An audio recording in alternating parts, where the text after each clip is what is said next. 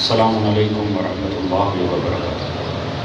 استغفر اللہ ربی واتوب الیہ۔ اعوذ باللہ من الشیطان الرجیم۔ بسم اللہ الرحمن الرحیم۔ الحمد للہ الذی لم یتخذ صاحبۃ ولا ولدا ولم یکن لہ شریک فی الملک ولم یکن لہ ولی من الذل وکبرہ تکبیرا۔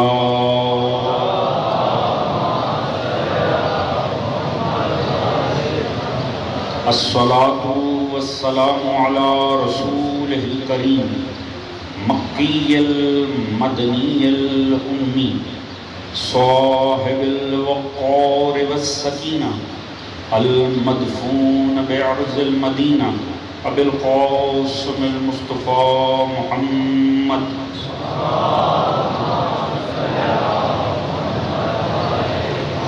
وعلى آلہ الطیبین الطاہرین المعصومین الذین اذھب اللہ عنہم الرجس وطہرہم تطہیرا۔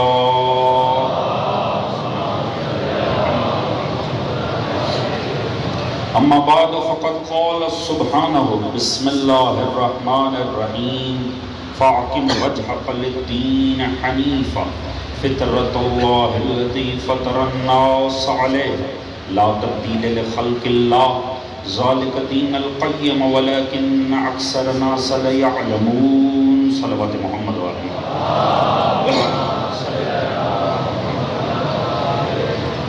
دعا ہے رب کائنات، وسط کے ذکر محمد و آل محمد اس فرش ازا کا بچھایا جانا، منتظمین کی یہ کاوش، آپ دوستوں کی شرکت، پروردگار عالم اپنی بارگاہ عالی میں قبول و منظور فرمائے۔ آل محمد کے مقدس ذکر کے صدقے میں جو بھی نیک دلی شرعی حاجات ہیں انہیں قبول و منظور فرمائے۔ پروردگار تمام بارگاہوں، رضاخانوں، ذاکرین، علماء کی حفاظت فرمائے۔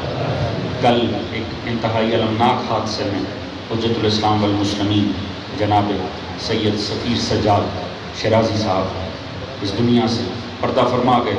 دعا کیجئے پروردگار ان کے گھرانے کو صبر و سکون عطا فرمائے، پروردگار مرحوم کے درجات کو بلند فرمائے، انہیں جوار ائمہ معصومین میں جگہ عطا فرمائے اور علماء حق کا سایہ ہمارے سروں پہ برقرار فرمائے۔ ایک بابا سے بلند درود پڑھ لیں محمد والے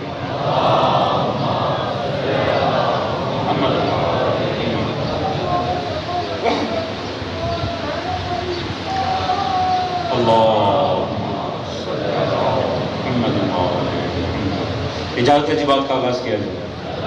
ایک جاگتے ہوئے درود پڑھ لیں محمد و آل محمد۔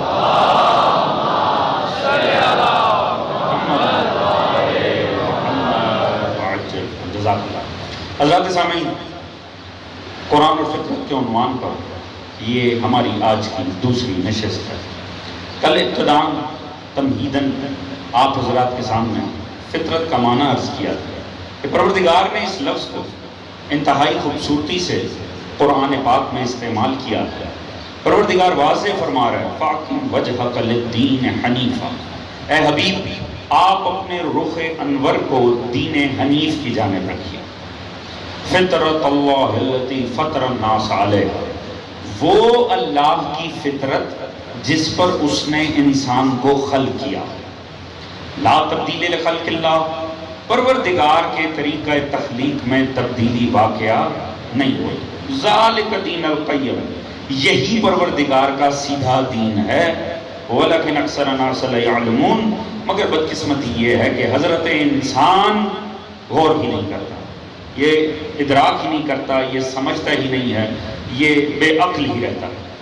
حضرات سامعین، ایک بات تو طے ہو گئی کہ پروردگار عالم نے ہمیں پیدا ہونے کے بعد دین عطا نہیں کیا، ہمیں پیدا ہی دین حق پر کیا گیا۔ فطرت کے عنوان پر پروردگار عالم نے ہماری تخلیق میں ہی دین کو قرار دیا۔ یہی وجہ ہے، ہو سکتا ہے اس موجود مجمع میں بھی مختلف المذاہب افراد موجود ہوں، ہم جس پلانٹ پر رہتے ہیں، جس دنیا میں رہتے ہیں، مختلف مذاہب سے دنیا کا تعلق ہے، مگر یہ بات یاد رکھیے کوئی کسی مذہب سے تعلق رکھتا ہو، تاریخ تو انسان کی سبھی کے لیے ایک جیسی ہے۔ انسان کی تاریخ میں کبھی کوئی ایسا وقت گزرا ہی نہیں ہے جب انسان تو موجود ہو دین موجود نہ ہو. انسان جب سے ہے وہ دیندار ہی، یعنی مذہب کی تاریخ اتنی ہی قدیم ہے جتنی حضرت انسان کی تاریخ ہے. انسان پر کوئی ایسا ایرا نہیں گزرا، ایسا دور نہیں گزرا، ایسا وقت نہیں گزرا کہ جب انسان تھا اور دیندار نہیں تھا. لہٰذا دیندار ہونا یہ تو ہمیشہ سے انسان کی عادت ہے، بے دین ہونا انسانی بدعت ہے. بے دین ہونا بطور انسان بدعت ہے، کیونکہ ایسا تو کبھی ہوا ہی نہیں تھا کہ انسان تھا اور دین نہیں تھا. کیوں ایسا کیوں ہے؟ کیونکہ پروردگار فرما رہے ہیں میں نے تمہیں پیدا ہی دین پر کیا ہے، فطرت کے عنوان پر. لہٰذا اس آیت کریمہ میں جو سورہ روم کی 30ویں آیت ہے، پروردگار نے فطرت کو دین قرار دیا، دین کو فطرت قرار دیا. علماء نے لکھا ہے کہ 3 جگہ پروردگار نے دین کے 3 مترادف فرمائے ہیں قرآن پاک میں. اگر تو جو ہے تو میں آپ کے سامنے عرض کرتا ہوں. سب سے پہلے سورہ روم کی یہ 30ویں آیت میں اللہ نے لفظ فطرت کو دین کے مترادف کے طور پر استعمال کیا. دوسری جگہ 138ویں آیت سورہ مبارکہ بقرہ، پروردگار نے فرمایا صبغۃ اللہ ومن احسن من اللہ صبغۃ ونحن لہ عابدون. رنگ تو فقط اللہ کا رنگ ہے اور ہم صرف اسی کی عبادت کرتے ہیں. یہ پروردگار نے آیت کیوں اتاری؟ آپ جانتے ہیں کہ ہم سے ایک سینئر مذہب موجود ہے نصارہ، جنہیں عرف عام میں عیسائی کہتے ہیں، حضرت عیسیٰ علیہ السلام کی تعلیمات پہ چلنے والے. ان میں ایک عادت رہی تھی کہ جب بھی ان کے ہاں کوئی بچہ ہوتا تھا، اور اب بھی ہے، آپ جا کے گوگل پہ سرچ کر سکتے ہیں بیپٹائز کرنا، وہ آج بھی جب ان کے ہاں کوئی بچہ پیدا ہوتا ہے وہ اسے ایک مخصوص قسم کا غسل دلاتے ہیں. معنی کیا ہوتا ہے کہ یہ جو بچہ آیا ہے نا اس کا کوئی دین نہیں ہے، یہ بے مذہب ہے، یہ بالکل اس کا کوئی مذہب اور اس کا دین ہے ہی نہیں. اب ہم اس پر نصارہ کا کلر چڑھا رہے ہیں، اسے نصارہ کے رنگ میں ڈھال رہے ہیں. آج بھی جب کوئی بچہ ہوتا ہے تو آپ نے دیکھا ہوگا ان میں آج بھی یہ عادت موجود ہے کہ پادری صاحب کے پاس جایا جائے گا چرچ میں، وہ اسے ایک مخصوص پاک پانی میں غسل دلائیں گے. اس کا فلسفہ یہ ہے کہ اس پہ نصارہ کا رنگ چڑھایا جا رہا ہے. اس پر پروردگار نے فرمایا صبغۃ اللہ ومن احسن من اللہ صبغہ. تم کون سے رنگ چڑھا رہے ہو؟ رنگ تو اللہ کا رنگ ہے جس نے چڑھا کے بھیجا ہے. توجہ ہے دوستان عزیز؟ یعنی اس آیت مبارکہ میں اللہ نے رنگ، کلر کو دین کا مترادف قرار دیا، یعنی لفظ دین کی بجائے کلر استعمال کیا، صبغہ. ایک ہو گیا فطرت، ایک ہو گیا صبغہ. تیسرا پروردگار عالم نے جو تیسرا لفظ دین کے مترادف کے طور پر پیش کیا، اور جہاں سے میں چند فضائل کے نکات آپ کے سامنے واضح کروں گا اور لطف آئے گا انشاءاللہ اگر بات پہنچ سکی تو. حضرت ابراہیم علیہ السلام آپ جانتے ہیں جلیل القدر پیغمبر، 1.25 لاکھ انبیاء میں 313 کو اللہ نے رسول بنایا، ان میں سے فقط 5 کو اولو العزم ہونے کا شرف عطا کیا. آپ جانتے ہیں اس میں سب سے پہلے نوح، ابراہیم، موسیٰ، عیسیٰ اور ختمی مرتبہ. یہ 5 ایسی ہستیاں جو بعد سرکار ختمی مرتبت، کائنات نبوت کا افضل ترین پیغمبر، شیخ الانبیاء حضرت ابراہیم علیہ السلام. اب یہود کا دعویٰ ہے کہ تم حضرت ابراہیم کا نام نہ لیا کرو، وہ ہمارے جد تھے. نصارہ نے کہا کہ کوئی انہیں کلیم نہ کرے، وہ تو ہمارے جد تھے. جب اسلام آیا سرکار ختمی مرتبت نے فرمایا میں تو شریعت ابراہیمی کا تسلسل ہوں. لہٰذا جب مسلمانوں نے ابراہیم علیہ السلام کا نام لینے شروع ہوا تو یہود بھی بگڑ گئے، نصارہ بھی بگڑ گئے. یہود نے کہا وہ تو ہمارے تھے، نصارہ نے کہا وہ تو ہمارے تھے. پروردگار نے فرمایا قرآن میں ما کانا ابراہیم یہودیوں ولا نصرانیہ ولیکن کانا حنیفا مسلما. یہود بھی نہیں تھے، نصارہ بھی نہیں تھے، وہ تو حنیف مسلمان تھے. توجہ ہے دوستان عزیز؟ تیسرا لفظ جو دین کا مترادف بنا وہ لفظ حنیف بنا. چلیں اگر یہاں بات پہنچے تو لطف آئے گا. ذرا کمال دیکھیے، ابراہیم ایک ہی شخصیت ہیں، یہود کہہ رہے ہمارے تھے، نصارہ فرما رہے ہمارے تھے. اسلام نے کہا نہ تمہارے تھے نہ تمہارے تھے، وہ تو ہمارے تھے. پتہ چلا شخصیت میں دم ہونا اسے زبردستی منوانے کی ضرورت نہیں پڑتی. اللہ کرے میری بات پہنچ سکے دوستان عزیز. جب شخصیت میں دم ہونا، یہی پیغمبر نے بھی تماشا دیکھا کہ ایک تھا سلمان، مہاجر کہہ رہے تھے وہ تو ہمارا ہے، نصارہ نے کہا، انصار نے کہا وہ ہمارا ہے، مصطفیٰ نے فرمایا نہ وہ تمہارا ہے نہ وہ تمہارا ہے، سلمان و منا اہل البیت وہ تو ہمارا ہے.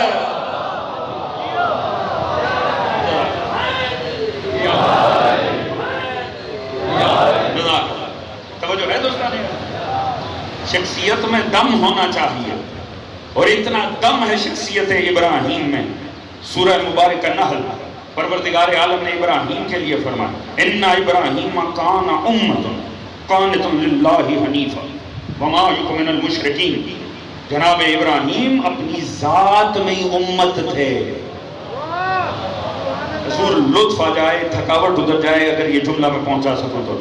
حضرت ابراہیم کو یہ لفظ قرآن میں کسی اور نبی کے لیے پروردگار نے استعمال نہیں کیا کہ ایک ہستی کو اس کی ذات میں پوری امت بنا دیا. فرمایا اِنَّ إِبْرَاهِيمَ كَانَ أُمَّةً، ابراہیم اپنی ذات میں امت تھے، وہ حنیف مسلمان تھے، وہ مشرکوں میں سے نہیں تھے. یعنی منع کر دیا یہود و نصارہ کو، تم کلیم ہی نہ کیا کرو ان کو، کوئی انہیں اپنے میں شمار نہ کرے، وہ تو حنیف تھے. مگر جو لفظ استعمال کیا وہ کتنا حسین ہے. فرمایا ابراہیم اپنی ذات میں پوری امت تھے. تنہا ابراہیم. آپ جانتے اس بات کا مطلب کیا؟ پوری امت نمازیں پڑھے. لو جوانوں لطف آئے اگر بات پہنچ جائے.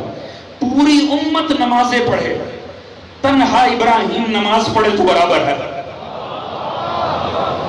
ایک پوری امت روزے رکھے، تنہا ابراہیم روزہ رکھے، برابر ہے. پوری امت حالت عبادت میں چلی جائے، تنہا ابراہیم عبادت کرے تو برابر ہے. یعنی پوری امت کو، لیجئے جملہ وہ ہے کہ آخری دوست تک لطف آنا چاہیے. حضور پوری امت کو ایک پلڑے میں رکھیں، ایک طرف ابراہیم کو رکھیں تو پھر جا کر پلڑا برابر ہی رہے گا. پوری امت کی عبادت میں لاؤ تو تنہا ابراہیم بنتا ہے. اللہ جانے وہ ذات علی ابراہیم کی نسبت کیا ہوگی جس کی ایک ضرب امت نہیں ثقلین کی عبادت میں بھاری ہے.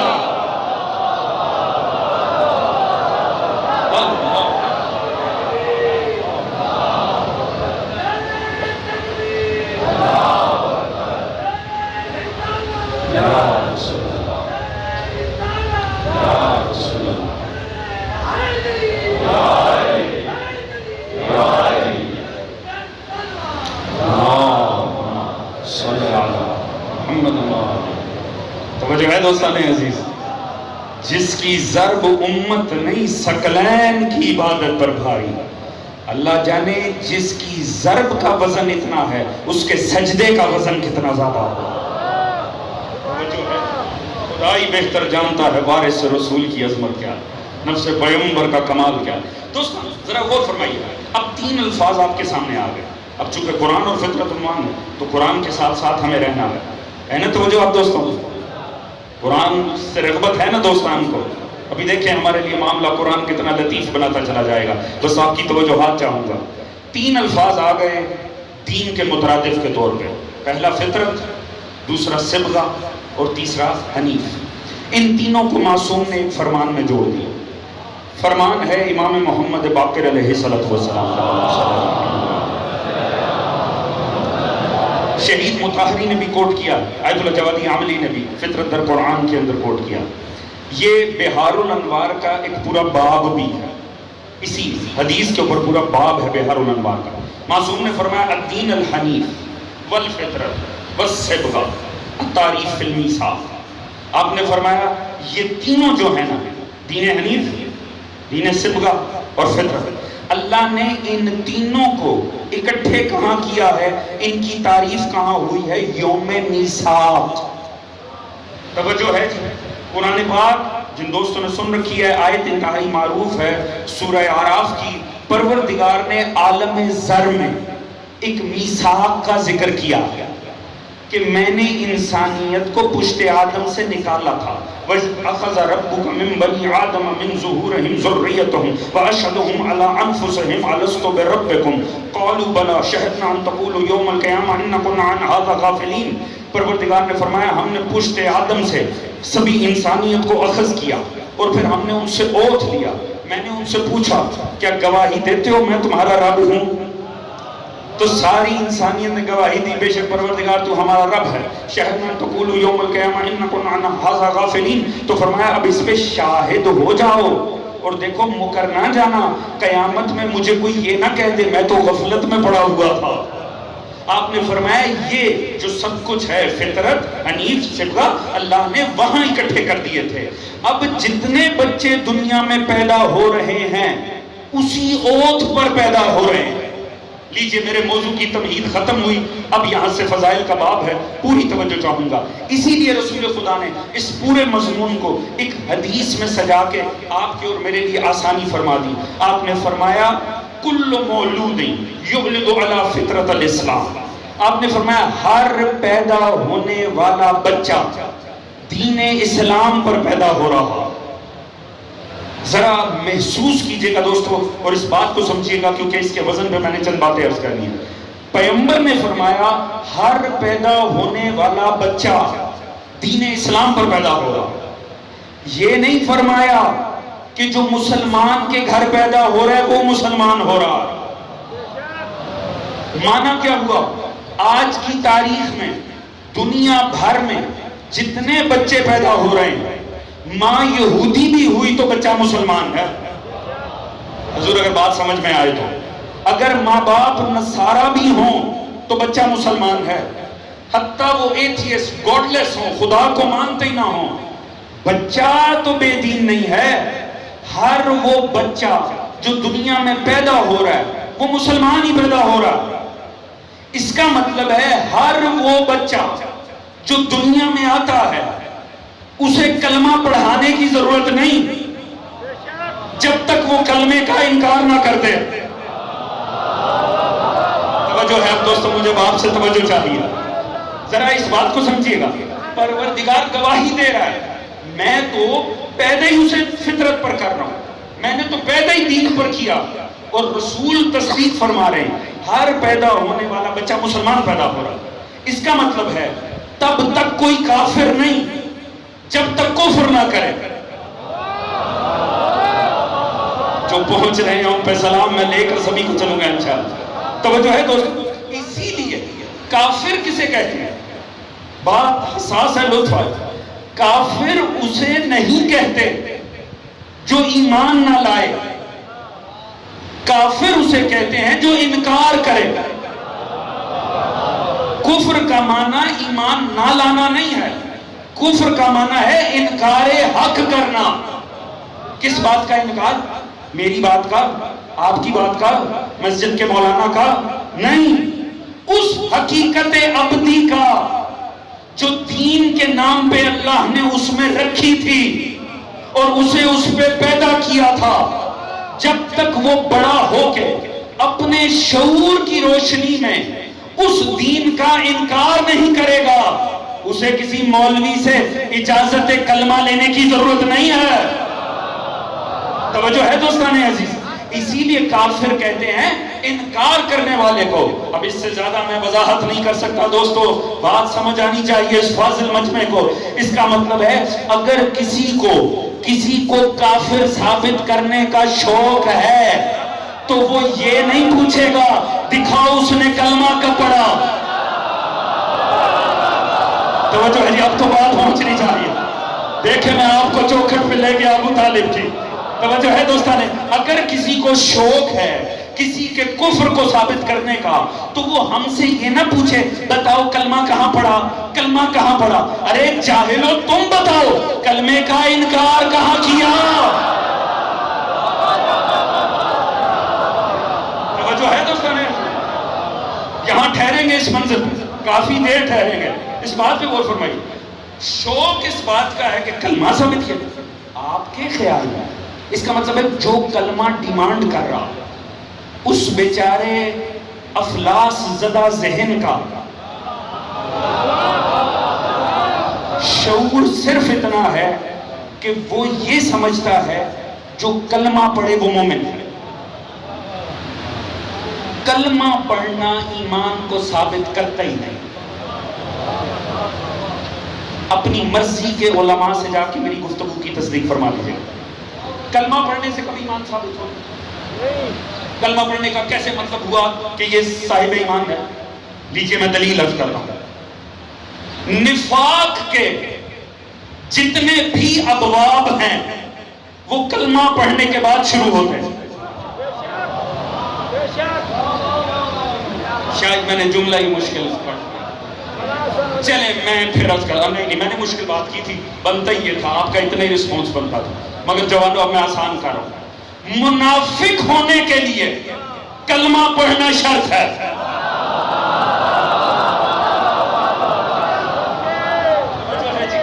اب تو بات آسان ہو گئی نا۔ یاد رکھیے کوئی منافق ہو ہی نہیں سکتا جب تک کلمہ نہ پڑھ لے۔ دیکھیں جب تک کلمہ نہ پڑھے گا تب تو ویسے ہی کافر ہے۔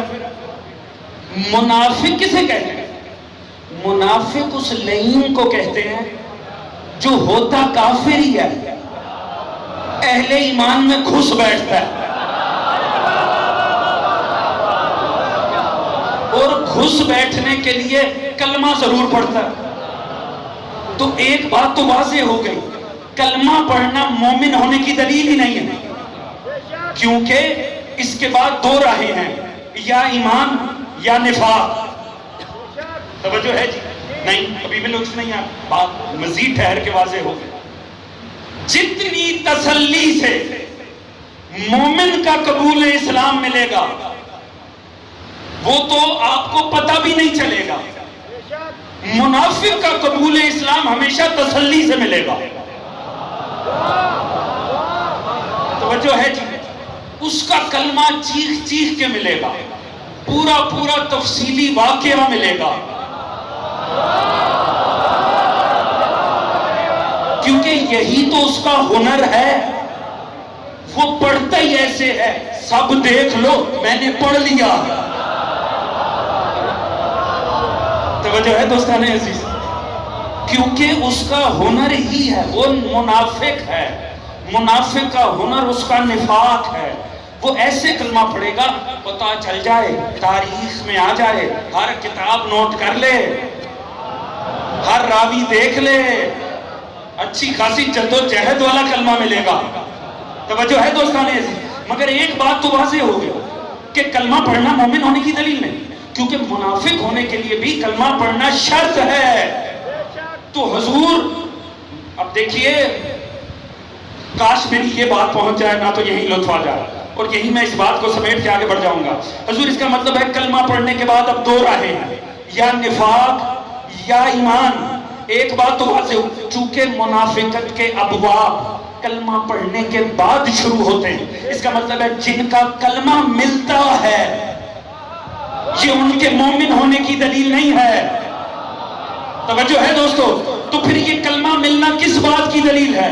یہ یاد رکھے امت، یہ جن کے کلمے نہیں ملتے نا ان کے بارے تو آپ کچھ کہہ ہی نہیں سکتے، پر یہ جن کے کلمے ملتے ہیں نا یہ ان کے مومن ہونے کی دلیل نہیں، پڑھنے سے پہلے کافر ہونے کی دلیل ہے۔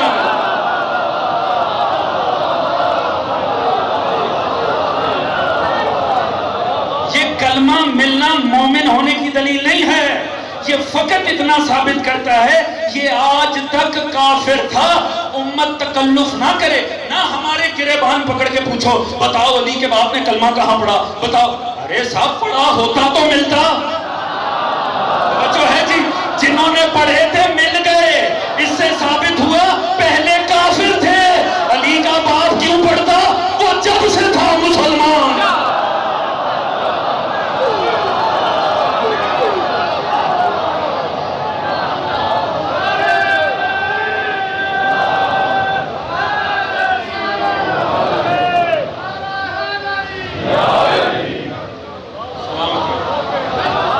جو ہے دوستو، اللہ صلی علی محمد۔ دنیا خامخواہ 1400 سال سے ہماری جان کا ہے، دکھائیے کلمہ کہاں پڑھا، کوئی روایت لائیے کہاں پڑھا۔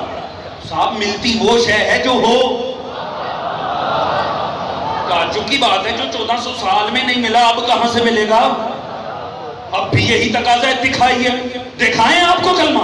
اللہ کرے میں یہ بات پہنچا دوں اس فاضل مجمع کو لاہور کے، دکھاؤں آپ کو کلمہ.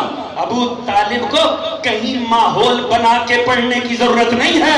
ابو طالب گھر کے صحن میں بیٹھے ہوں ٹانگ پہ ٹانگ رکھ کے اور اپنے بچوں کو نام سے آواز دے تو مولوی تیرا کلمہ مکمل ہو جائے.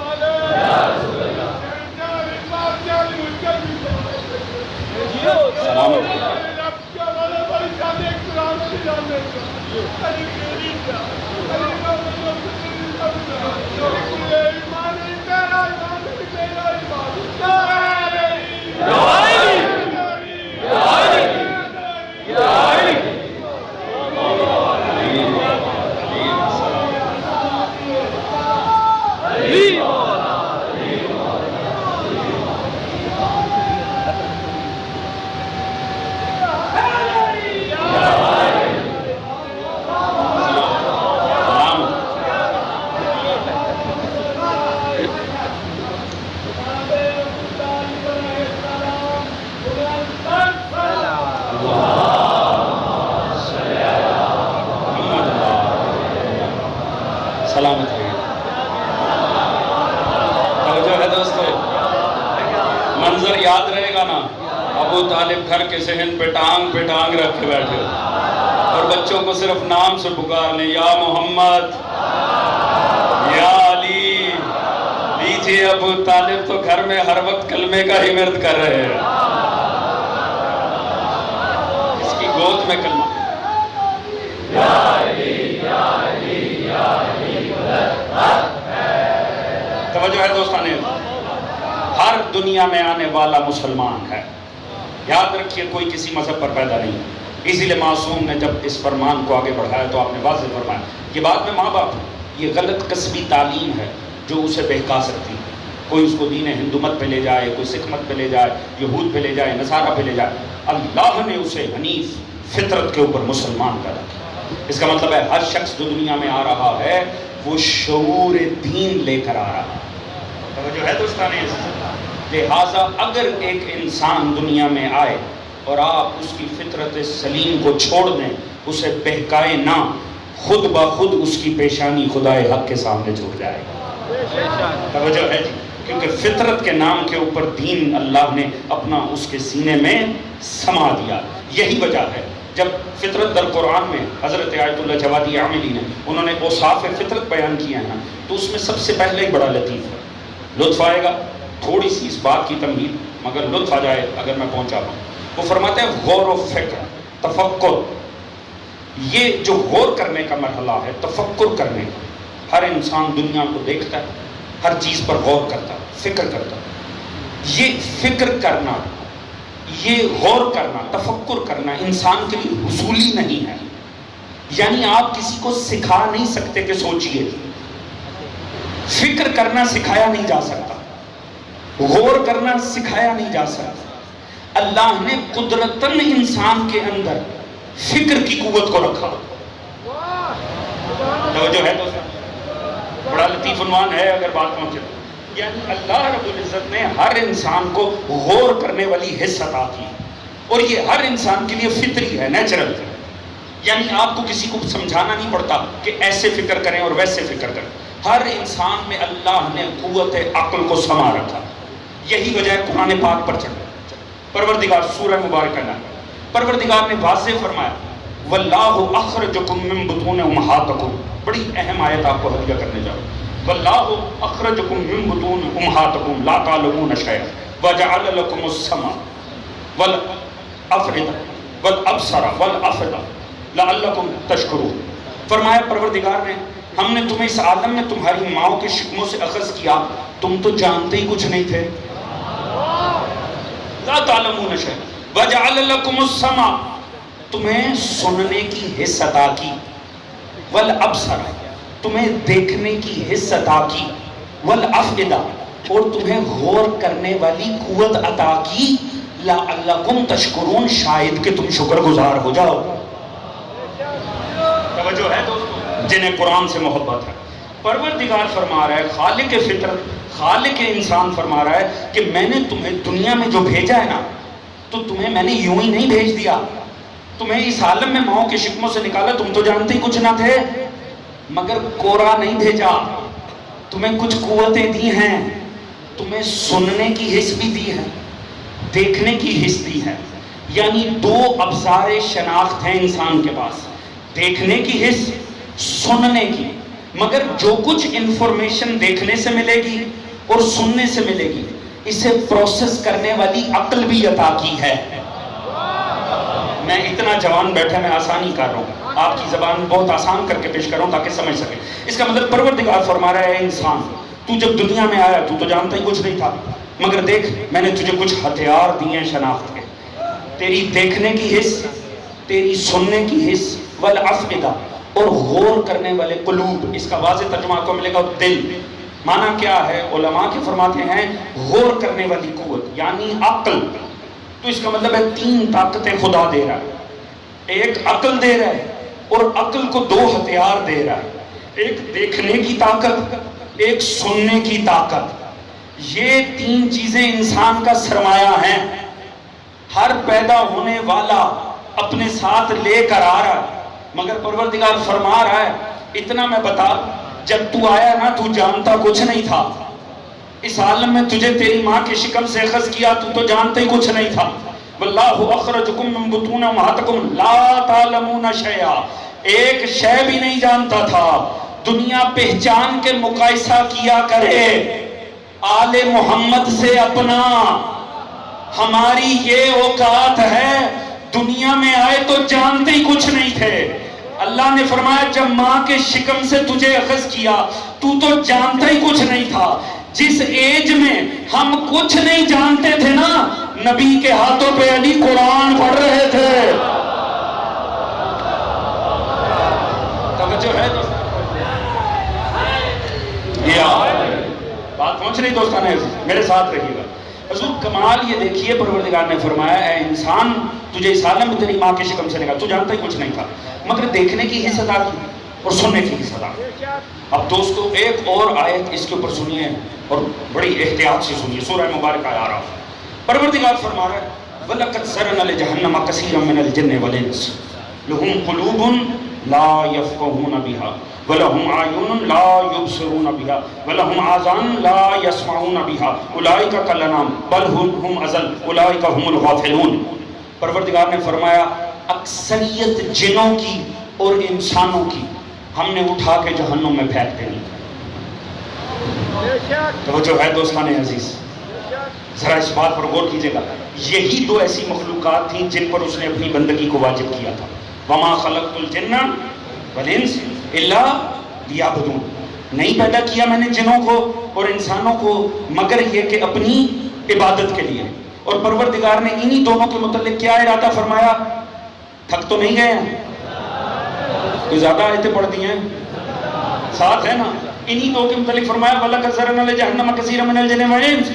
اکثریت انسانوں اور جنوں کی ہم جہنم میں ڈال دیں گے.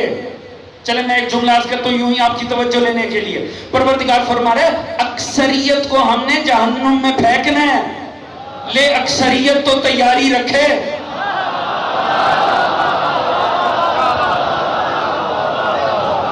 یہ جنہیں اپنی اکثریت پہ ناز ہے نا، وہ تیاری رکھیں، کیونکہ اکثریت کو پروردگار فرما رہے ہم نے جہنم میں ڈال دینا ہے. یا اللہ اتنی پیاری تیری مخلوق، وہ جسے خلق کر کے تو خود کو احسن الخالقین کہتا ہے. اتنا خوبصورت حضرت انسان، اتنی کامل، اتنی بریلینٹ مخلوق تیری، یا اللہ تو جہنم میں ڈال دے گا اور اکثریت کو ڈال دے گا. کیوں؟ فرمایا لہم قلوب لا یفقہون بہا، عقل دی تھی غور ہی نہیں کرتے تھے. لہم آیون، ہاتھ ساتھ رہے تو دیکھیں. میں آپ کو کتنا بڑا ہدیہ دینے جا رہا ہوں، پوری توجہ. آنکھیں دی تھی، دیکھتے نہیں تھے. لہم آذان لا یسمعون بہا، ہم نے انہیں کان دیے، سنتے نہیں تھے.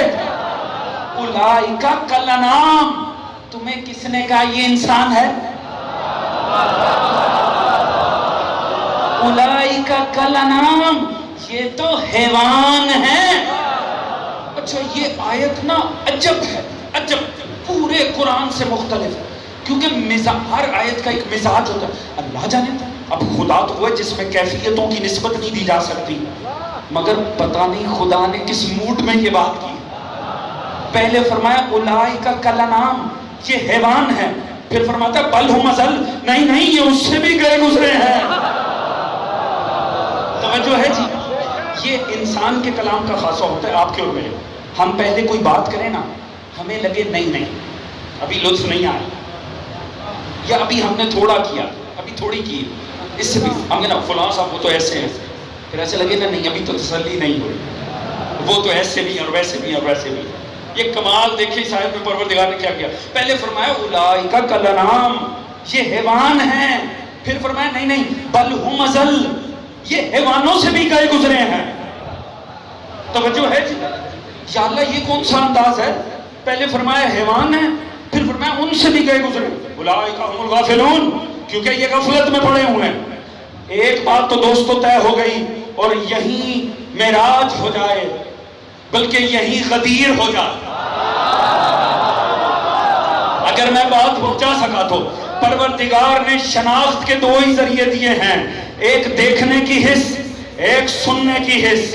جو دیکھو، جو سنو، پھر اس کھوپڑی سے غور کرو. دکھایا گیا تو مقصد ہوگا، سنایا گیا تو مقصد ہوگا. اس کا مطلب ہے ہدایت جب بھی خدا کامل کرے گا تو ایسے کامل کرے گا کہ دیکھنے والے دیکھ بھی لیں، سننے والے سن بھی لیں. مصطفیٰ چاہتے مدینے میں مسجد میں چٹائی پہ بیٹھ کے فرما دیتے من کن تو مولا، نئی میدان سجا کے پلانوں کے منبر پہ کہا دیکھنے والوں دیکھ لو، سننے والوں سن لو، جس کا میں مولا ہوں اس کا علیم.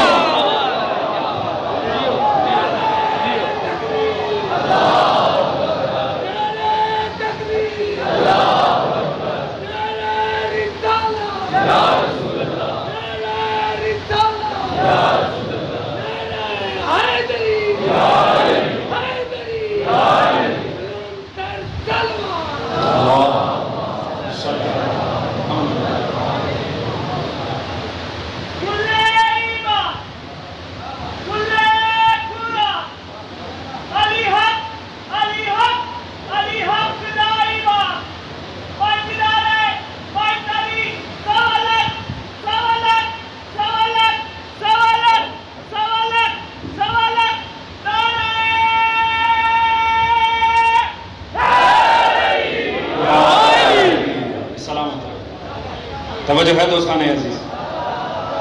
اس کا مطلب ہے ہدایت دکھائی بھی جاتی ہے، ہدایت سنائی بھی جاتی ہے. توجہ ہے دوستان عزیز. یاد رکھیں یہ جو علموں کے بڑے بڑے پھریرے ہیں، یہ زیارتیں ہیں، یہ ہدایت دکھائی جا رہی ہے، یہاں بیٹھ کر سنائی جا رہی ہے. توجہ ہے دوستان عزیز. اب غور کرنے والی عقلوں کو غور کرنا چاہیے، اور پروردگار جو غور نہ کرے اتنا غضب میں آتا ہے پروردگار، اسے شرف انسانیت سے ہی گرا دیتا. اولئک کالانعام بل ہم اضل. تمہیں چلتے پھرتے تم نے سمجھا دو کان ہیں، دو آنکھیں ہیں، لگتا تم جیسا ہے تو تم جیسا. اولئک کالانعام، یہ تو حیوان ہے. اچھا ایسا بھی ہوتا ہے، ایسا بھی ہوتا ہے کہ کوئی ہو بظاہر آنکھ ناک منہ، ہاں ایسا ہوتا ہے کہ حیوان ہوتا ہے. کہاں ملتا ہے؟ دیکھنے کی قوت ہونی چاہیے، اور اگر آپ جیسوں اور مجھ جیسوں کو نظر نہ آئے تو پھر تاریخ میں جا کر آئمہ کی 2 انگلیوں کے درمیان دیکھ لیں، چاہے حج پہ ہی کیوں نہ ہو، بظاہر انسان ہے، حقیقت میں حیوان دکھائی جو ہے معصوم کی انگلیوں کے درمیان حقیقت واضح ہو جاتی ہے۔ کیونکہ یہ ہو نہیں سکتا کہ جو عین امام عقل ہے وہ ایک طرف کھڑا ہو اور دنیا اسے ترک کر کے عبادت میں مصروف ہو۔ توجہ ہے دوستان عزیز، اس بات کو مد نظر رکھیے گا، ہدایت جب بھی تمام ہوگی اسی شان سے تمام ہوگی۔ تو حضور ایک بات تو طے ہو گئی، اسی پر کل کی گفتگو انشاءاللہ آگے بڑھے گی کہ اللہ نے فطرتاً انسان کو، آج کی تقریر میں 2 چیزیں واضح ہیں، ایک یہ کہ پیدا ہی اسلام پر کیا ہے، اس کا مطلب ہے ہر وہ بچہ جو دنیا میں پیدا ہو رہا ہے وہ صاحب ایمان ہے۔ وہ کافر کب کہلائے گا؟ جب انکار کرے گا۔ جب تک انکار حق نہیں ہوگا اس کو کافر کہنے والا جاہل ہوگا۔ توجہ ہے جی؟ اب کیا ہے کہ یہ لطیف لفظ دنیا ہمارے حق میں تو استعمال ہی بہت کرتی ہے۔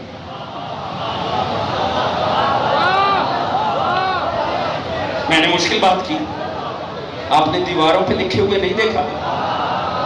توجہ ہے، میں نے تو دیکھا ٹرین جب اسٹیشن کو چھوڑتی ہے نا، ان کی دیواروں پہ لکھا ہوتا ہے کافر کافر۔ خدا کی قسم روح خوش ہو جاتی ہے۔ ایک آپ کو ایک انداز بتا، آپ کو لطف آئے گا، جب کوئی آپ کو کہے نا نہیں آپ کافر ہی ہیں، اس سے صرف ایک بات پوچھے ابو طالب کیا تھے، اور اگر وہ وہی کہنا تو کہنا شکریہ، میں تو خود کو بہت عامیانہ سمجھتا تھا، تو نے تو مجھے کل ایمان کے باپ کے ایمان جتنی سند عطا کر دی۔ جن زبانوں پر ابو طالب مومن نہیں ہے، لعنت ہے ان زبانوں سے خود کو مومن کہلانا۔ یہ تمغہ ہے آل محمد کے ماننے والوں کے لیے۔ جو ہے دوستان یاد رکھیں، کسی کے کہنے سے کچھ نہیں ہو سکتا جب تک خالق فطرت اسے سند نہ عطا کرے۔ خالق فطرت ہر کسی کو مومن ہونے کی سند عطا کرے۔ جو بچہ دنیا میں پیدا ہو رہا ہے اسے باہر سے کچھ کرنے کی ضرورت نہیں ہے، فطرت کے عنوان سے وہ دین حق کو اپنے سینے میں سما کے آیا، بس اب اسے انہی عقائد پر رہنا ہے جو وہ اپنے ساتھ لے کر آیا ہے۔ جب تک وہ اپنے شعور کی روشنی میں انکار نہیں کرے گا تب تک کافر نہیں ہوگا۔ دوستو دوسری بات، اللہ نے اپنی ذات تک پہنچنے کے لیے، حق تک پہنچنے کے لیے آپ کو مجھے جو ہتھیار دیا ہے وہ قوت عقل ہے۔ ہر وہ کام کریں جو عقل کی روشنی میں ہو، ہر وہ کام چھوڑ دیں جس کی عقل مخالفت کرتی ہے۔ بس یہی سے کل بات کا آغاز ہوا۔ یاد رکھیں، آپ کے اور میرے لیے اللہ نے قوت عقل کو حجت باطنی قرار دیا، اور یہ قوم عقل کی روشنی میں دامن علی کے ساتھ ہے۔ دنیا سمجھتی ہے ہماری کوئی اور مجبوری ہے، علی کے غیر کو نہ ماننا ہماری عقلی مجبوری ہے۔ میں نے بڑی سادگی سے بہت بڑی بات عرض کر دی ہے دوست، انشاءاللہ آنے والی مجالس میں اس پہ آپ کو توجہ دلاؤں گا۔ یاد رکھیں، دنیا نے جنہیں ان کے مقابل لائے ان کی سب سے پہلے نفی خود قوت عقل ہی کر دیتی۔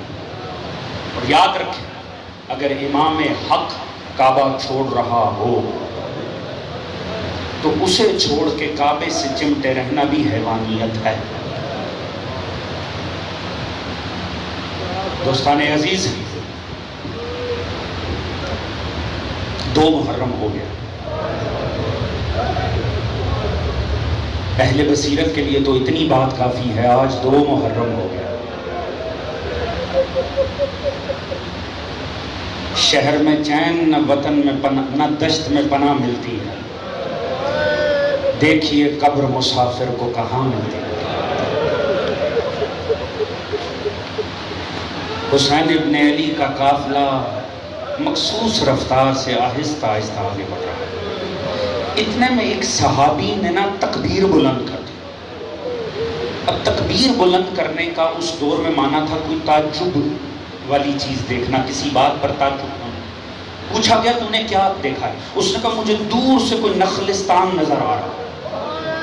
صحرا کی گرمی میں جب سفر ہو رہا ہونا تو درخت بہت بڑی نعمت ہوتے ہیں۔ اس نے کہا مجھے لگتا ہے کوئی نخلستان ہے۔ ساتھ ہی ایک اس علاقے کا مزاج شناس موجود تھا. اس نے کہا میرا تجربہ بتاتا ہے اس راہ میں کوئی نخلستان نہیں ہے. امام نے فرمایا خاموشی سے بڑھتے رہو، اللہ ابھی خود ہی بات کو واضح کر دے گا. تھوڑا آگے بڑھے، ایک اور صحابی نے تکبیر بلند کی. پوچھا اب کیا ہوا؟ اس نے کہا مولا جو نخلستان دکھائی دے رہا تھا نا، مجھے تو نیزوں کی نوکیں دکھائی دے رہی. ہاں دوستو، یہ قافلہ ان نیزوں کی جانب بڑھ رہا ہے جن سے آل محمد کے بچوں کو سواریوں سے گرایا جائے گا. ہاں وہ نیزے دکھائی دے رہے تھے جن پہ آل محمد کے چاند آویزہ کیے جانے تھے. حر کا لشکر سامنے موجود تھا. جب قربت ہوئی نا، حر آگے بڑھا. اس نے آگے بڑھ کے مظلوم کربلا کے ایک مرتبہ سواری میں ہاتھ ڈال لیا. رکاب تھامنی تھی حجت خدا کی. امام علی مقام کو غضب آ گیا. فرمایا حر، خدا تیری ماں کو تیرے غم میں بیٹھا. اتنا سننا تھا، حر تڑپ اٹھا. اس نے کہا فرزند رسول، آپ کے سوا کسی نے یہ بات کی ہوتی میں بڑھ کر جواب دیتا، مگر خدا شاہد ہے آپ کی ماں سے بڑی کائنات کی کوئی افضل ماں ہی نہیں. اجرکم اجرکم. یہی حق ہے آل محمد کو رونے کا، یہی دن ہے آل محمد کو آنسوؤں کے نذرانے کا. جوانوں کھل کے رو، آپ رونے والی کو. ہمارا حق بنتا ہے آل محمد کو رو رو کے مت جانا. ایک مرتبہ جھٹک دیا حر کو. امام نے اپنا سفر جاری رکھا، حر کا لشکر ساتھ ساتھ. مگر امام نے دیکھا کہ حالت بڑی خراب ہے، حالت بڑی خراب. کیوں؟ حیوانوں تک کی زبانیں باہر آئی ہوں. اچھا یہ بھی کمال ہے کہ ابھی یہ لشکر نہیں ملا تھا، تو جب پچھلی منزل پہ امام رکے نا، امام نے ایک بڑا عجیب حکم دیا. امام نے فرمایا عباس پانی ہے کا سرکار ہے، فرمایا ایسا کرو اب کچھ اضافی بھی رکھ لو. اضافی مشکیزیں اکٹھے کیے جائیں، اضافی پانی کو ساتھ رکھا. اب وہاں جب سفر ہوتے تھے تو ایک سے دوسرے کنویں تک سفر ہوتا تھا. مسافروں کو پتا ہوتا تھا کتنا پانی چاہیے اگلی منزل تک کے لیے. مگر سب حیران تھے کہ امام تو اتنا پانی اکٹھا کروا رہے ہیں، اب وزن بڑھتا جا رہا ہے قافلے کا، آخر کیا ضروری ہے؟ انہیں نہیں سمجھ میں آیا.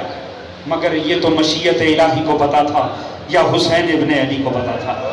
اب جب حر کے لشکر کی حالت دیکھی نا، زبانیں باہر آئی ہوئی ہیں. اتنا آسان تھا اس وقت حسین ابن علی کے لیے، تنہا عباس ہی 2000 کے لشکر کو نیست و نابود کر دیتے. مگر دیکھیں وہ ہے زہرا کا لال، وہ ہے اپنے قاتل کو جام شربت پلانے والے کا بیٹا. امام نے فرمایا عباس اٹھاؤ مشکیزیں، ان سب کو پانی پلا. عباس کے بھی عجب امتحان مقدر نے لکھے ہیں، خدا کی قسم اپنے ہی بچوں کے قاتلوں کو پانی پلایا جا رہا ہے. پورے 2000 کے لشکر کو پانی پلا. جب سب نے پانی پی لیا نا، امام نے فرمایا سب نے سیر ہو کر پانی پی لیا. اب دیکھیے زہرا کا یہی مصائب ہے، اصل میں یہی مصائب ہے. آپ نے فرمایا حیوانوں کی حالت تو دیکھو. آپ نے فرمایا عباس اب تمام حیوانوں کو پانی پلایا جائے. اور جانتے ہو حسین ابن علی نے کیا تلقین کی؟ آپ نے فرمایا عباس تب تک کسی حیوان کے سامنے سے پانی نہ ہٹایا جائے جب تک وہ خود نہ اپنے منہ کو ہٹا لے. دنیا والوں یہ 2 محرم ہے، وہ 10 محرم کا دن ہوگا، اسی کے ہاتھوں پہ 6 ماہ کا اصغر ہوگا. مولا رو رو کر ایک قطرہ پانی کا مانگے.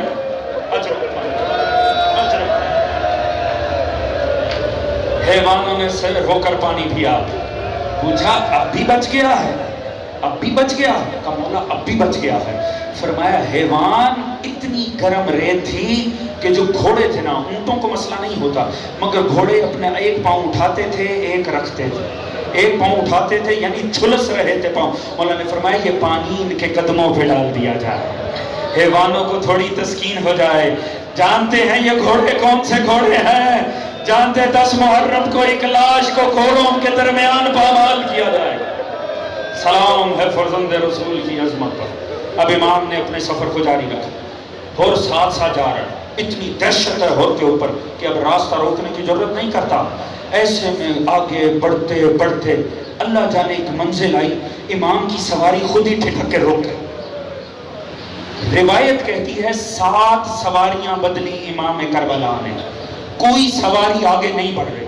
جب 7ویں سواری بھی آگے نہیں بڑھی نا، امام نے فرمایا عباس جاؤ یہ قریب کی آبادی والوں کو بلا کر لاؤ. بنی اسد کا قبیلہ وہاں رہتا تھا. جناب عباس کے بلانے پہ وہ سبھی آ گئے، امام کے سامنے کھڑے ہو گئے. امام نے پوچھا بتاؤ اس جگہ کا نام کیا ہے؟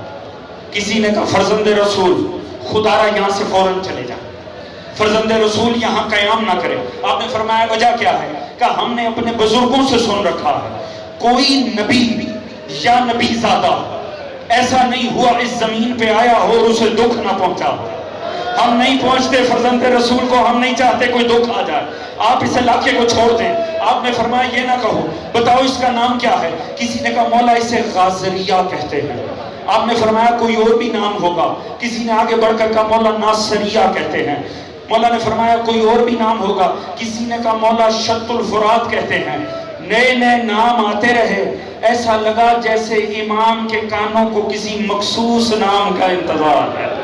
ایسے میں ایک بزرگ لوگوں کو ہٹا کے آگے بڑھا، لاٹھی ٹیکتا ہوا آگے آیا. اس نے کہا فرزند رسول خدا را یہاں سے چلے جاؤ، یہ آرام کی جگہ نہیں ہے. میں نے بڑوں سے سنا ہے اس کا ایک نام کرب و بلا بھی ہے. اجرکم اللہ. جیسے ہی لفظ کربلا آنا تھا مظلوم کے ہاتھوں میں بھاگیں تھی چھوٹ گئی. کہا عباس میری سواری کو بٹھا دو، عباس خیمے مزین کرو، عباس سبھی مسافروں کو اتار لو. جناب عباس نے سب کو اتارنا شروع کیا. ایک مرتبہ اس وقت قیامت نہیں آئی جب جناب عالیہ اپنی سواری سے نیچے اتری. جناب ثانی زہرا نے جیسے ہی آپ کے قدم مبارک مٹی پر لگے نا، ایک مرتبہ جناب زینب نیچے بیٹھی. بی بی نے ہاتھ میں اٹھائی مٹی اور مٹی کو سونگھا. جیسے ہی مٹی کو سونگھا کانپ کر پھینک دیا. کہا عباس جلدی آ، جا کر بھائی سے کہو بہن کہتی ہے مجھے یہاں رہنا ہی نہیں. جا کر کہہ دو زینب نے یہاں نہیں رہنا. کیوں؟ مجھے اس مٹی سے بھائی کے لہو کی خوشبو آ رہی ہے. عباس نے کہا مولا آقا ذاتی فرماتی میں نے نہیں رہنا. میرے مولا نے رو کر کہا عباس زینب سے کہہ دو آپ کے بھائی کی زندگی کا سفر تمام ہو گیا. اجرکم اللہ. سلامت رہیے. یہی حق ہے آل محمد پر ہونے. دوستان عزیز میں مختصر کے دے میں نے حر کا بھی مسائل پڑھنا میں مختصر کر دیتا. امام نے ایک مرتبہ امام علی مقام نے سب سے پہلے بنی اسد کو بلایا. آپ جانتے ہیں میرے مولا نے یہ زمین خرید کی جناب علی اکبر کے نام پر. جب زمین خرید ہو گئی آپ نے فرمایا دیکھو میں زمین تمہیں ہبا کر رہا ہوں، تمہارے حوالے کر رہا ہوں، مگر میری کچھ وصیتیں ہیں ان کا خیال رکھنا. کہ مولا حکم فرمائیں. آپ نے فرمایا سنو ہم یہاں خیمہ زن ہیں مگر ابھی چند دن بعد یہاں ایک جنگ ہو جائے گی اور اس میں ہم راہ خدا میں شہید ہو جائیں گے. یہ تمہیں آنے نہیں دیں گے ہمارے پاس. ایسا کرنا 11 محرم کو تم بیلچے اٹھا کر زراعت کے جواز سے یہاں آنا. ہماری لاشیں بے گور و کفن پڑی ہوں گی، ہماری لاشوں پر مٹی ڈال دینا، ہمیں دفنا کے جانا. جب تلقین ہو گئی پھر فرمایا سنو جب بھی ہمارا کوئی زائر زمین پر وارد ہو 3 دن اسے یہاں ٹھہرانا ضرور، اس کی مہمان نوازی کرنا اور اسے ہماری قبروں کے نشان بتانا. اسے بتانا یہ غریب کربلا کی قبر ہے، یہ عباس ابن علی کی قبر ہے، یہ مسلم ابن عزا کی، یہ سب کی قبریں ضرور بتایا. اور دیکھو آج بھی آپ جانتے ہیں کوئی زائر جائے نا تو ریکمینڈڈ ہے 3 دن رکے کربلا میں. 3 دن کیوں؟ میرا مولا چاہتا تھا جب بھی میرا کوئی زائر کربلا آئے نا وہ کم از کم 3 دن ٹھہر کے دیکھے صحیح. 3 دن کربلا کے صحرا میں بغیر پانی کے بچوں کے ساتھ رہتا، اسے پتا چلے اس کے امام پہ کون کون سی منزل گزر گئی. امام نے فرمایا زمین پہ کبھی زراعت نہ کرنا، ہماری قبروں کے نشان کو اب جاؤ اب غربت سنیں ذرا، اب غربت سنیں بو تراب کے لال کی. فرمایا جاؤ اپنی عورتوں کو بھیج دو. ساری عورتیں بیویاں آ گئی بنی اسد کی مولا کے ساتھ. مولا نے فرمایا سنو 11 محرم کا دن آنے والا ہے. جب 11 محرم آئے نا تو تم پانی بھرنے کے بہانے آنا. ہو سکتا ہے تمہارے مرد یہاں نہ آ سکیں. دیکھو بے گور و کفن ہماری لاشیں یہاں پڑی ہوں گی. تم ایسا کرنا، پانی بھرنے کے بہانے آنا، ہماری لاشوں پہ مٹی ڈال دینا، اس طرح ہماری لاشوں کو چھپا دینا۔ اب ایسا کرو، چلی جاؤ اور اب اپنے بچوں کو بھیج دو۔ اب سنیں غریب کربلا کی غربت کو اور سمجھیں ہمارے بچے حسین کو روتے کیوں ہیں، ہمارے بچے حسین پر ماتم کیوں کرتے ہیں۔ کہا بچوں کو بھیج دو۔ جب بچوں کی فوج مولا کے سامنے آئی، مولا نے کہا ننھے شہزادو، میرے ساتھ بھی چھوٹے چھوٹے بچے ہیں، 11 محرم کا دن ہوگا، ہو سکتا ہے تمہارے بڑے نہ آ سکیں، تمہاری مائیں نہ آ سکیں، اب میں اس سے بڑا کیا غربت کا جملہ سناؤں۔ مظلوم کربلا نے کہا بچوں کھیلنے کے بہانے آنا، کھیل کھیل میں ہماری لاشوں پہ مٹی ڈال دینا۔ میرا مولا چاہتا تھا جب 11 محرم کو میری بہن میری لاش پر آئے تو میری لاش اڑیا نہ ہو، مگر ہائے 11 محرم، نہ بڑے آ سکے، نہ عورتیں آ سکی، نہ بچے آ سکے۔ جب زینب نے لاش حسین دیکھی، ایک مرتبہ رخ مدینے کی طرف، کہا نانا کیا یہی آپ کا بیٹا حسین؟ اجرکم اللہ۔ یہی حق ہے آل محمد کو رونے کا۔ دوستو اللہ جانے اگلا سال نصیب ہونا ہے کہ نہیں ہونا، یہی حق ہے آل محمد کو رونے کا۔ میرے مولا نے خیمے لگا لیے، یہ خیمے 3 محرم کو بھی تھے، 4 کو بھی، 5 کو بھی، خیمے فرات کے پاس تھے۔ حر فقط 2 محرم کا مجرم نہیں ہے، حر کے جرم سے سوا حر 7 محرم کا بھی مجرم۔ جب بسر صاحب نے حکم دیا ان کے خیموں کو یہاں سے اکھاڑ دو، ان کا پانی بند کرنا، اس آرڈر کے اوپر بھی حر نے عمل کیا، حر نے خیمے بھی اکھاڑے آل محمد کے۔ یہاں پر بھی حر مجرم ہے، یہ 2 محرم کو بھی مجرم تھا، یہ 7 محرم کو بھی مجرم، یہ 8 محرم کو بھی مجرم، یہ 9 محرم کو بھی مجرم۔ مگر 9 محرم کی رات آتی ہے، مجھے زیادہ دیر اب آپ کو زحمت نہیں دینی، 1 سے 2 منٹ آپ کی زحمت تمام، حکم پورا ہو جائے، حر کا مصائب آ جائے۔ 9 محرم کی رات آئی، راوی کہتا ہے میں نے دیکھا، تاریخی ہے، ایک ٹیلے کے ساتھ حر کھڑا ہے، مگر حر کانپ رہا ہے۔ یہی حق ہے آل محمد کو رونے کا، ان صداؤں کو بلند ہونا چاہیے۔ آپ جانتے ہیں اگلی منزل کیا ہے، آپ کو پتہ ہے اگلا لمحہ کیا ہے۔ یہ آگے بڑھا، اس نے کہا حر مجھ سے کوئی پوچھتا نہ کہ عرب کے اندر کتنے شجاع ہیں، میں اوائل جو نام لیتا میں تیرا نام لیتا، مگر میں تجھ پہ کل کی جنگ کی دہشت دیکھ رہا ہوں، میں دیکھ رہا ہوں تو بھی عباس کی تلوار سے ڈر گیا ہے، تو حسین کی تلوار کا خوف کھا گیا ہے، حر تو کانپ کیوں رہا ہے؟ حر نے کہا نہیں مجھے تلواروں کا خوف نہیں، یہاں آ میرے ساتھ کھڑا ہو، ذرا سن کے بتا تجھے کوئی آواز آ رہی ہے؟ اجرکم اللہ، یہی حق ہے آل محمد کرو نہیں۔ میں نے کہا دوستو اللہ جانے اگلا سال نصیب ہے کہ نہیں، آؤ فرصت آل محمد کو۔ اس نے کہا مجھے کچھ بنبناہٹ محسوس ہو رہی، مجھے ایسے لگتا ہے کوئی ہلکی سی بنبناہٹ ہے۔ حر نے اس کا دامن پکڑا، حر اس کو لے کر چلا، چند ٹیلوں سے گزرتے ہوئے آل محمد کے خیام کے پاس آیا۔ حر نے کہا اب سن کے بتا، کچھ سنائی دیتا ہے؟ اس نے کان لگایا، یہ تڑپ گیا، کہا حر مجھے لگتا ہے بہت سے پیاسے بچے اکٹھے ہو کر العطش العطش کی صدائے بلند، اجرکم اللہ، مجھے لگتا ہے بہت سارے بچے العطش العطش کی صدائے۔ حر نے کہا مجھے ایمان سے بتا، تیری اور میری سواری بھی پانی پی رہی ہے، ہمارے جانور بھی، حسین کے بچے پیاسے، یہ آل محمد ہے جو پیاسے۔ اگلا دن آیا، حر کی صبر نے جواب دے دیا، حر نے اپنے ہاتھوں کو باندھا، بیٹے اور غلام کو ساتھ لیا، جھکایا سر، کہا مجھے لے جاؤ مظلوم کربلا کے سامنے، میں آخری منظر پیش کر رہا ہوں، زحمت تمام کرنے جا رہا ہوں۔ اللہ جانے کتنے بھاری قدم اٹھاتے ہوئے یہ امام کے سامنے آیا، مگر وہ جو غریب کربلا ہے نا، وہ رئیس کائنات ہے، وہاں سے حر چلا، ادھر سے کہا عباس میرا مہمان آ رہا ہے، علی اکبر آمادہ ہو، چچا حر آ رہا ہے۔ امام نے حبیب کو استقبال کے لیے کھڑا کر دیا، وہاں حر آیا، مظلوم نے گلے لگایا، شرمندگی زائد ہو گئی، قدموں پہ ہاتھ آیا، کہ فرزند رسول اب اس گناہگار کو جینا نہیں ہے، میں نے آل محمد کی بیٹیوں کو رلایا ہے، میں نے زینب ام کلثوم کو تڑپایا ہے، مولا اجازت دیں واپس ہے، مجھے جانا ہے۔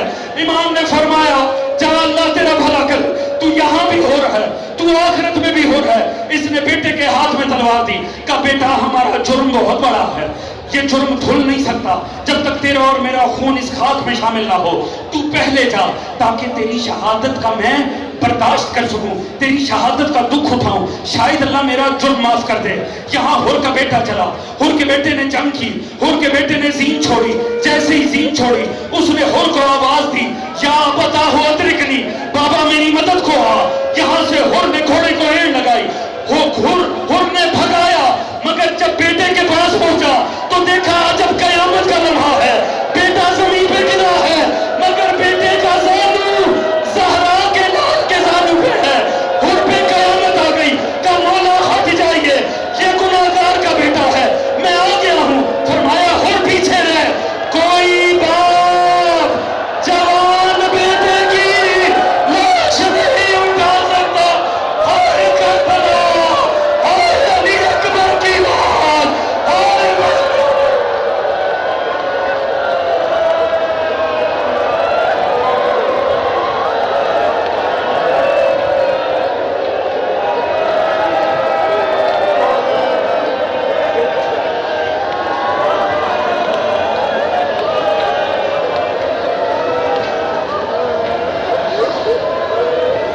اللہ یا رحیم یا کریم یا مقلب القلوب والابصار یا مدبر اللیل والنہار، تجھے واسطہ پنچنے پاک بارہ امام چہر معصومین علیہ السلام، پروردگار ہماری اس قلیل سی عبادت کو اپنی بارگاہ میں قسم شمار فرما۔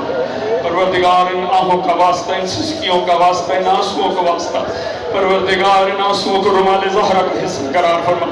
پروردگار اس رونے والی قوم پہ اپنا رحم و کرم فرما۔ پروردگار اس قوم کو سوائے غم آل محمد کے کوئی غم عطا نہ فرما۔